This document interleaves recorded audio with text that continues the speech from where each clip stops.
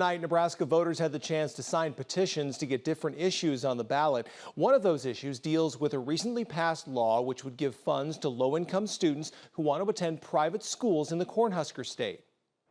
Hi there. Are you Nebraska voters? I am. Organizers with the South Sioux City Education Association held a petition drive tonight through an organization called Support Our Schools Nebraska. Last year, that same organization held a petition drive targeting the Opportunity Scholarship Act. This was a law that would create scholarships for students who can't afford private education. Enough Nebraskans signed the petition for it to make it onto the ballot in November of 2024. But in April, Nebraska lawmakers voted to pass a different law, LB 1402, which repealed the Opportunity Scholarship Act. That new law will now allocate $10 million a year to the state treasurer, who will then give it out to low-income students who want to attend private schools. Now, a new petition is on the move to try and repeal LB 1402.